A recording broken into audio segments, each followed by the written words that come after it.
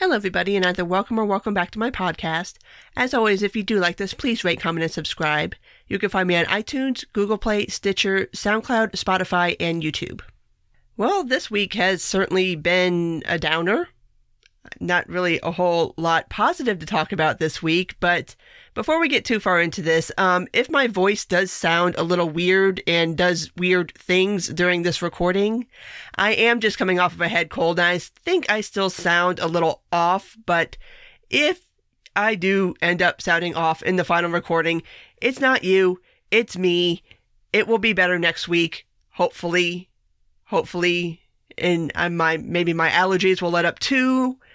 Anyway, so let's just go ahead and start at the first dumb, stupid, non-controversy of the week. And that was the whole Tucker Carlson situation, which I'm sure it seems like it was probably a month ago, but I swear it was not even a week ago. But what ended up happening is Media Matters took it upon themselves to go digging into whatever archives one goes digging into to find these sorts of things. And they found clips of Tucker Carlson back from when he was on Bubba the Love Sponge back in, I think it's anywhere between 2006 to 2011. So, again, not recent anything here, but they found clips of him saying things that aren't exactly the nicest things in the world to say. He calls, who was he called? Alexis Stewart.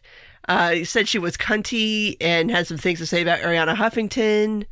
Had some various sorts of things to say about the Warren Jeff situation that were a little squicky. Had some certain things to say about Iraqis that were kind of gross. But the whole point that I want to make here is that, first of all, if we're being completely honest, nobody really gives a shit what Tucker Carlson said. Even the people that are pretending to be so outraged over it. No, you're not. This isn't about actually being offended about what the man said.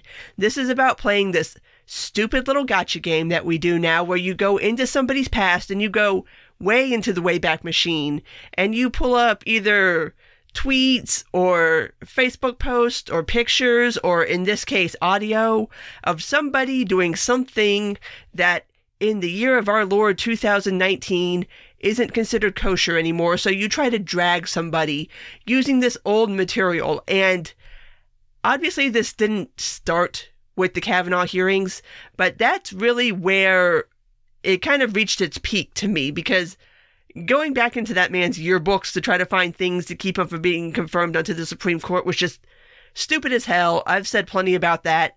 Don't really need to rehash that. But I had made the point that when I was covering the Kavanaugh hearings, that environment that was created is going to change how certain things are handled going forward. And I think that has been borne out. And I would like to add kind of a coda to that particular line of argument has now officially been played out, because this whole Tucker Carlson thing has happened. Okay, whatever. Somebody from the Daily Caller went back into the president of Media Matters past, Angelo Cardone, and found this old blog that he had from about 10 years ago, where he's talking about trannies and Bangladeshis and Jew gold and saying all these sorts of inflammatory things that, again, in the year of our Lord 2019 are not acceptable, but when they were written, nobody really seemed to give a shit about. So it was just this whole tit for tat thing where everybody's just so outraged, so offended, so outraged. And it's like, no, you're not. No, you're not. You're just playing this stupid game where everybody just wants to drag up shit on everybody else and try to post it and play these dumb little gotcha games. And it's just, can we please stop this? Can this line of attack please stop already? It's not doing anything effective. I mean, Tucker didn't lose his job. Angelo's not losing his job. What the fuck did you accomplish by doing any of this other than making everybody look really stupid and having a conversation that really didn't need to be had? But yeah, that's that's where we started this week, and it really didn't get much better. But I did want to touch on that before we get to some of the more serious, pressing matters that did happen this week, because I think the thing for me that ties together a lot of the stories from this week is this cynicism that we have now about being outraged and dragging people over dumb shit that you're not really upset about, because it's not the point that anybody was really upset about what Tucker said or was really upset about what Angelo said. It's just this little tit for tat game, and there's nothing productive that comes of it. And this whole idea that, well, we have to beat them at their own game. Like, if the left is going to do this, we have to do it back to them. No, you don't. No, you fucking don't. Because first of all, they don't care what you think, and you don't care what they think. So really, who are you trying to get over on? Second of all, doing something that somebody else did to you and you acknowledge is wrong, and then you turn around and do it back to them, congratulations. You've lost any kind of moral high ground that you could have possibly claimed in this situation, because if you're going to say a certain activity is wrong, and then you turn around and engage in that same activity, well, what the fuck are you then? Like, I don't get this. Like, I don't get this eye for an eye thing that is going on right now, because it just makes everybody look like a jackass. So I hope maybe this can stop, and I'm hoping, again, I will touch on this same topic again when I talk about the absolute tragedy that happened in New Zealand, that this cynicism, like, I really kind of want to sit down and unpack that a little further. Like, I haven't really had a chance to sit down with my thoughts on it, but yeah, there's just a lot of things this week just struck me as just really crass cynicism, and it's not healthy. Like, it's not okay. But moving on from Tucker to our grand national emergency, which where we had left off, I think the last time I talked about it, the resolution to oppose Trump's national emergency, his little border wall national emergency, had passed the House, hadn't passed the Senate yet. So now at this point, it has passed the House, it has passed the Senate, and Trump has officially vetoed it. So the EO is still in place. But again, with our theme this week of just cynical asshattery, Ben Sasse, of all people, Ben Sasse voted against condemning the resolution, not because he agrees with the resolution, not because he is incapable of seeing that it is not constitutionally correct for the President of the United States to be trying to usurp congressional power. No, he voted against it because Nancy Pelosi is for it. And so Nancy Pelosi has an agenda in pushing it. So I guess, I don't know, fuck constitutional principles. We need to go own Nancy Pelosi by voting against this, condemning the national emergency. And I'm just like, are you kidding me? Are you fucking kidding me right now? Like, seriously?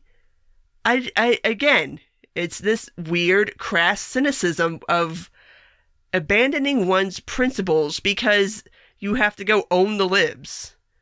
Like, what? Like, what? And Ben Sasse, of all people, who's normally pretty good on things, like, dude, really? Really? You couldn't let Nancy... It was more important for you to try to deny Nancy Pelosi a win, which ultimately you didn't do, because, I mean, it passed and Trump vetoed it, which is exactly what we all expected to happen. But whatever, I do still think there is value in passing the resolution condemning the national emergency. That's fine. Like, I understand. I knew from the start that it was going to be mainly a symbolic gesture because, of course, Trump was going to veto it. But you still do certain things anyway, even though you know what the outcome is going to be, just so that you can say that you tried. Like, it's worth being on record saying that I opposed this EO. But Ben Sasse decided that it was more important to try to get at Nancy Pelosi than to look at the big picture here, which is that Trump basically just told Congress to go fuck themselves with this EO, and you want to overlook that. I don't... There's a lot of things this week I don't get, and that is most certainly one of them. But, so that happened. EO is still in effect, will be in effect for foreseeable future. I know there's a couple of lawsuits. I know ACLU's launched a lawsuit. I don't think Southern Poverty Law has, but I know ACLU has. I know a couple of other organizations have filed lawsuits against the EO, so I guess we'll see what happens in the court system as far as that's concerned, whether it'll be ruled constitutional or not constitutional. But you know what? Really? Anyway, moving on. Let's talk about a story that is a little more fun and upbeat. And by fun and upbeat, I mean has just been an absolute joy to watch unfold on social media. And that is that one Robert Francis O'Rourke has officially announced that he is running for president. Yes, the thing that we all saw coming last October, has now finally come to fruition.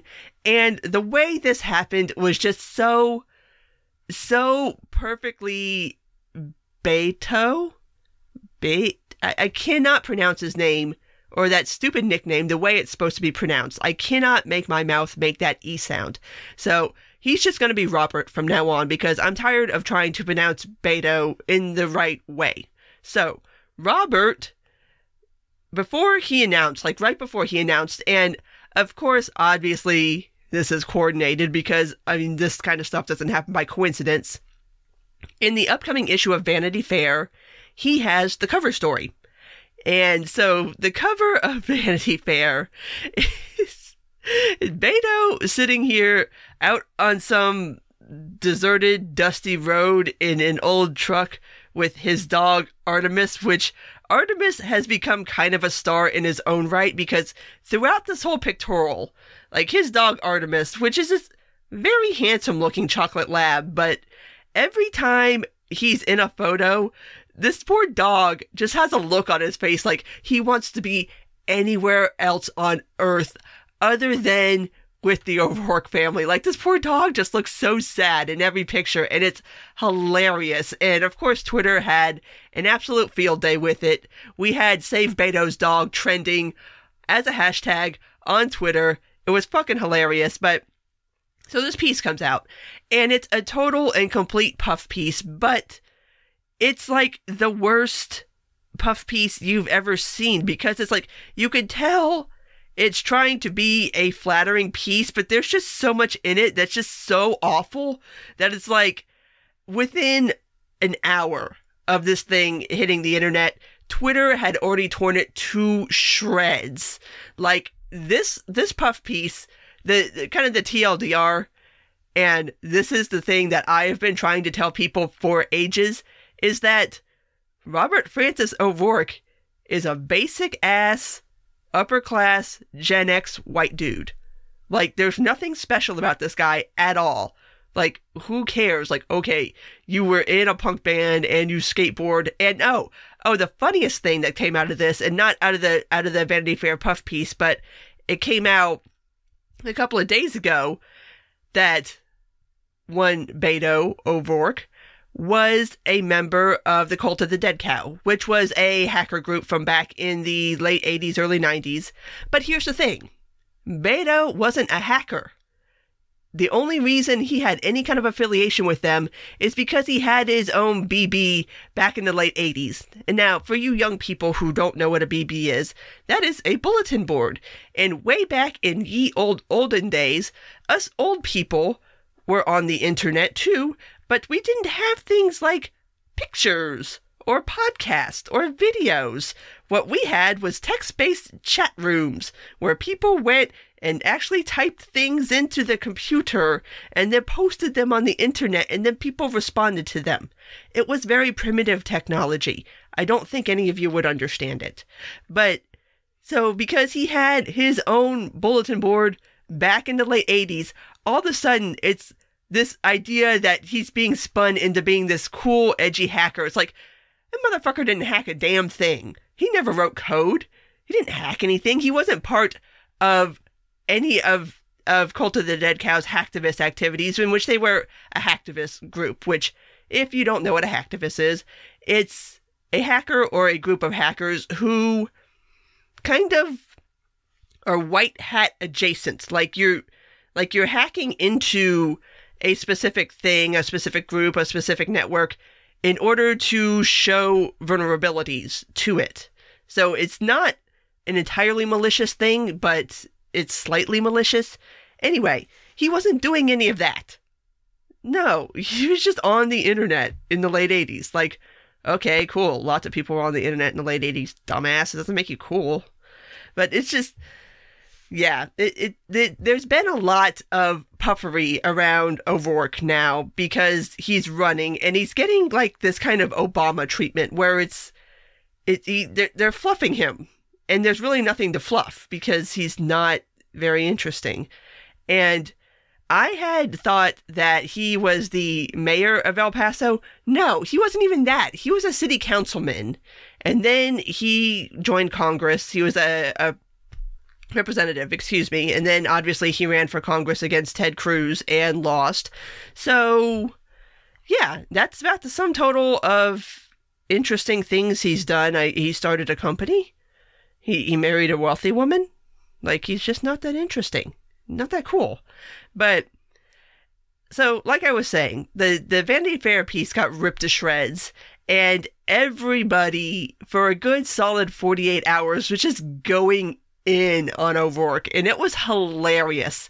And the thing that made it even worse is he released a video, his announcement video, and, of course, because, again, he's a basic ass Gen X white dude. He shot this video, and it's one of those old school, like, okay, the man is the candidate, and he is talking, and he is doing all of these things, and his wife is just kind of sitting there. She's got her arm wrapped around his, and she's just kind of staring at the side of his face, looking like she, too, would like to be anywhere other than where she's at. But it was just, like, the most tone-deaf thing that you could possibly think to release right now. And everybody was just like, are you kidding me? Like, this is so hilarious. It was just like you don't release videos like that in 2019 where you just have your wife kind of sitting there as a prop because you're going to get destroyed for it. And he did. Which, this is something that I expected to happen, but I didn't expect it to happen quite as quickly or quite as viciously as it did, and that is the online left just savaging him. And it started with that video, because, of course, a lot of the intersectional feminists had things to say about it, and for once, they were kind of right, because it was kind of weird having, like, this 3-minute video where Beto's just talking, and his wife's just sitting there staring at him.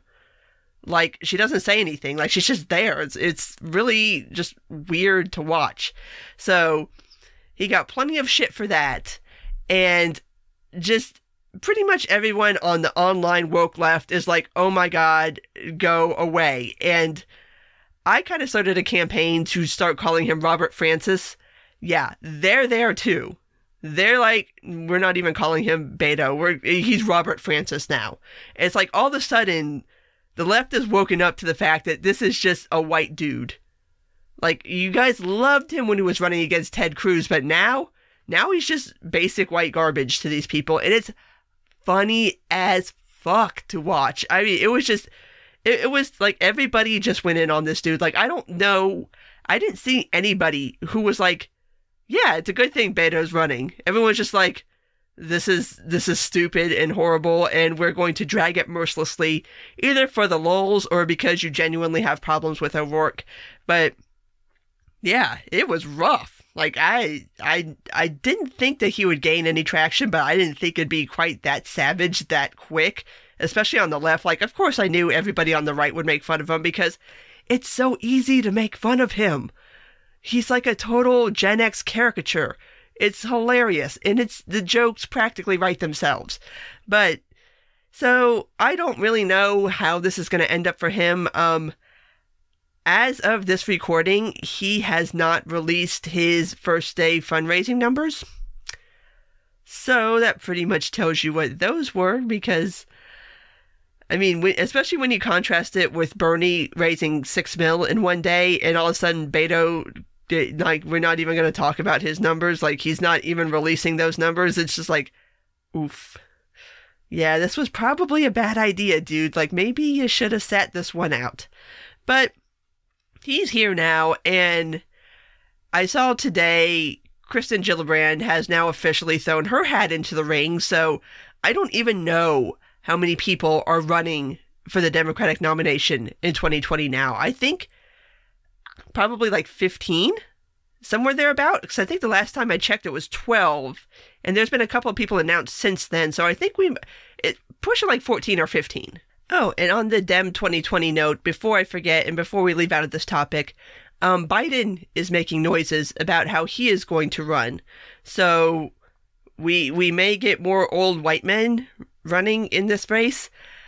I don't know what they're going to do. Like, there's too many people. Like, they've already had to do like weird things with their debate schedule, and there just keeps being more and more people adding their name to the list. And it's like, I really don't know how the DNC is going to handle this. Like, it's getting kind of out of control at this point. Like, they're going to beat out the Republican 2015-2016 field by the time everything's said and done. And I'm just curious to see when people are going to start dropping out and who's going to start dropping out. Because, I mean, this is just not sustainable. Like, you can't have everybody and their mom running for the nomination. Like, this is going to end so badly for them. They're going to end up with their own version of Trump, which I'm still leaning towards Bernie, but we shall see. Because again, I guess everybody's going to run. Everybody's running. Just every fucking Democrat who's currently holding elected office is running for president. But moving on to the last topic that I want to cover, and this is obviously a very, very sad topic to be covering, but yesterday, it's kind of hard to judge days because of the time difference between here and New Zealand, but over the past 48 hours, we'll say it that way, there was an attack on a few mosques in Christchurch, New Zealand, and at this point of recording, the death toll is at 50, and there are 50 people injured. So, definitely falls under the banner of a mass murder.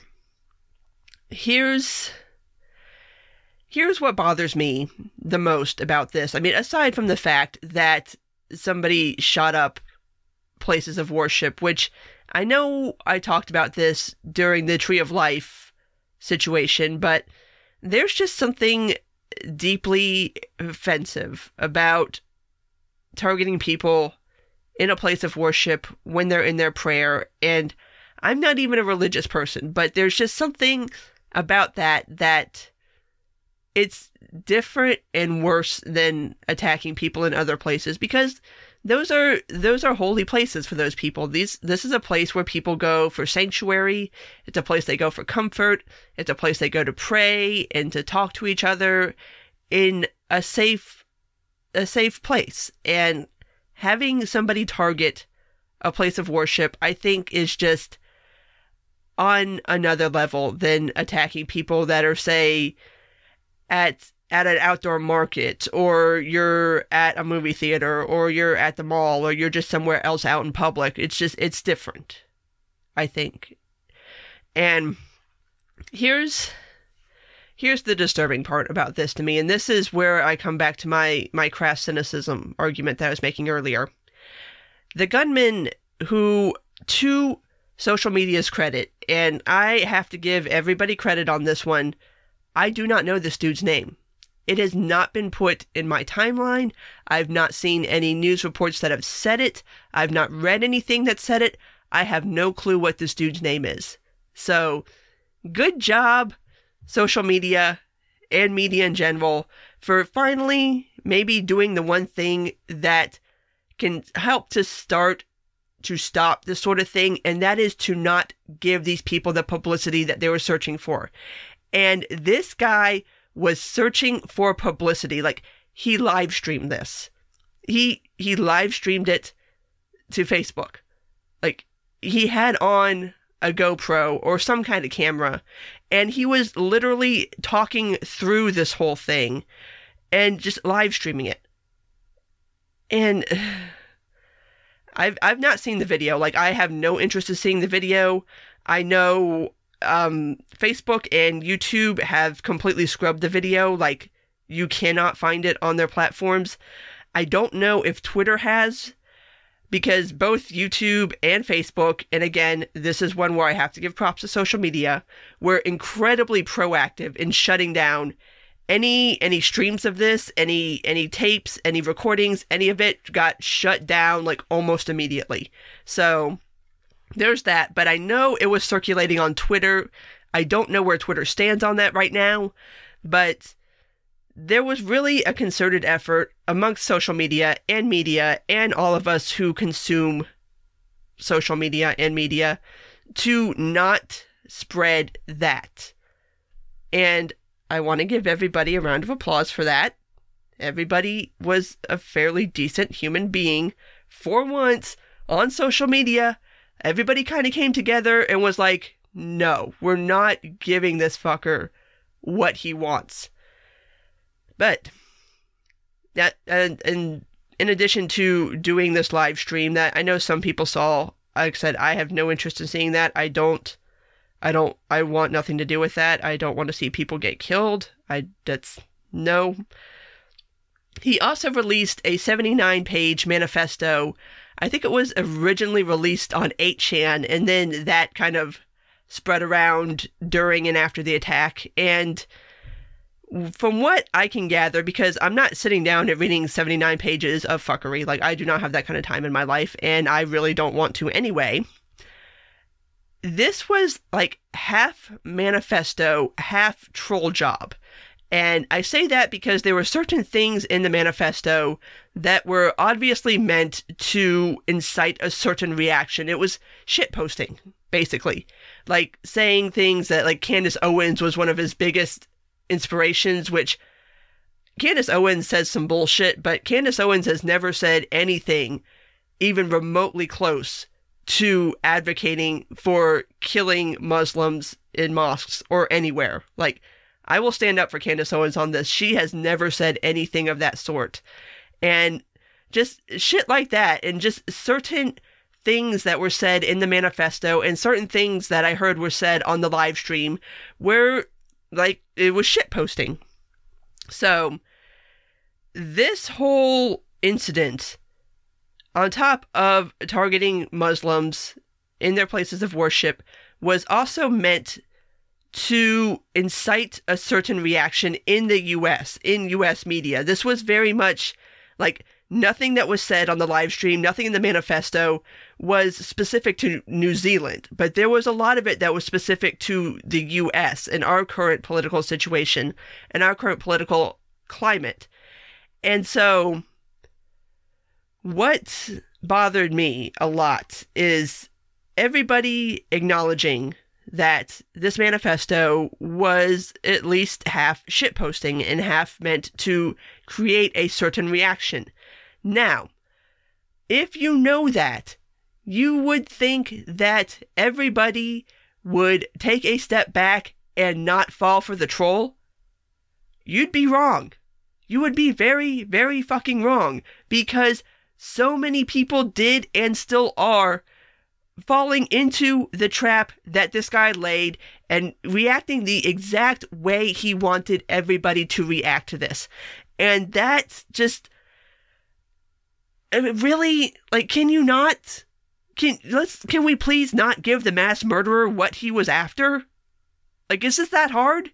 Is it more important to you to try to make whatever dumbass point that you need to make and ride whatever hobby horse that you need to ride, that you're going to give a mass murderer what the fuck he asked for? You're going to react the way that he wanted you to react to this? Are you stupid? Or are you just that fucking pig-headed that you don't care who is sending the message. All you care about is that there's parts of this message that you can cherry pick to make your stupid ass points, that you don't care. You don't care where it came from. Like, are you kidding me with this? And again, this is that cynicism that just like, I don't get it. And it's really bothered me this week, honestly. It's just this whole New Zealand thing and the reaction that people have had to it. It's just, it's a little frightening. It's like, have you people lost your sense of humanity? Like, you're going to go down this hole. You're going to go down this rabbit hole that this guy set up for you, fully knowing what the fuck it is, and you're still going to do it. Like, that blows my mind. Like, I cannot wrap my head around it. And then, of course, because we can't just have a moment where we can talk about a mass murder being a mass murder and discussing it in somewhat rational terms, some dipshit had to go and confront Chelsea Clinton, of all freaking people. Chelsea Clinton went to a vigil in New York to try to show solidarity with the Muslim community and with the victims of this attack. Some woke asshole decided that it was more important for her to go confront Hillary Clinton and call her an Islamophobe and to try to blame this mass shooting on Chelsea Clinton because of what she said about Ilhan Omar's comments, and pointing out that what Omar said was anti-Semitic or could be construed as anti-Semitic. So all of a sudden, you want to confront this woman and call her an Islamophobe and blame her for a mass murder. And of course, you had to videotape it and put it on Twitter. Because why in the hell would you confront somebody if you couldn't show everybody that you did it and try to get some kind of fucking applause? And it's like, can you not? This is not the fucking time. You don't do that. Like, there are people suffering. This isn't about you and your dumbass point that you want to make. And you sure as shit don't get to say that somebody is responsible for a mass murder in another fucking country because they pointed out that what somebody else said was anti-Semitic. Like, I can't. I really, really can't with some of the shit that has happened in the wake of this New Zealand shooting. And so, of course, they post up the video on Twitter, and rightly, everybody drags them for it, and then they want to play the fucking victim. Like, you did this to yourself. You posted this. You manufactured a situation to post up on social media, and then you got pushback on it, and now all of a sudden, you want to sit here and cry like you're the fucking victim? Get the fuck out of here. Like, seriously, stop it. Stop being fucking attention whores. Just, oh my God. And it's not just that. I mean, people who have tried to climb back up on their gun control hobby horse, and people who have tried to make the point about Islam, and people who have tried to make the point about anti-Semitism. And it's just like, this is not it. This ain't it, people. 50 people are dead. This is not the time for you to try to make this into something that is about you, because it ain't about you. It's about the dead people and the person that killed the dead people. So unless you want to talk about those two topics, shut the fuck up and let people mourn, let people grieve, let people support other people. Stop making everything about you. But the thing that hurts me the most about this whole thing is everybody who ran into the breach to make their stupid fucking hot takes proved this dude right. Proved him right. Showed that you can troll people into having a certain response, and even if they know they're being trolled, they're still going to run off and do it anyway. So what the fuck you think the next person's going to do? And the person after that, and the person after that. Because now you've shown that you'll fall for it. So this kind of shit ain't going to stop. Because now that it's been proven that it'll work, more people will do it. Thanks, guys. Super awesome. Good job, team. But this is just, I mean, and I don't know what I expected, because this happens after every mass shooting. there's always jackasses, and there's always idiots, and there's always people who want to try to take a tragedy and turn it into some kind of point-winning thing for them. I don't know why I'm surprised at this point, but this was just, it sucks to me, because at least that seems to be part of why this guy did it, was to cause this kind of reaction in this country, and everybody who gave him exactly what he wanted, go fuck yourselves. Like, seriously, like, take some time, take a step back, realize what the hell you did, realize what you just got goaded into doing, and try to be better. Don't do it again, although I know you will, because some people apparently just can't help themselves, but, and of course, this will continue to be gross until the next gross thing happens, and then we'll be able to talk about that. So, yeah, it's just, it's sad and depressing, and this whole week has been kind of not fun, and really just kind of wore on me a bit. So, yeah, maybe next week will be better, hopefully. But at this point, I'm going to go ahead and wrap this up. If you did make it this far, thank you as always. And if you do like this, please rate, comment, and subscribe. You can find me on iTunes, Google Play, Stitcher, SoundCloud, Spotify, and YouTube. Take care, and until next time.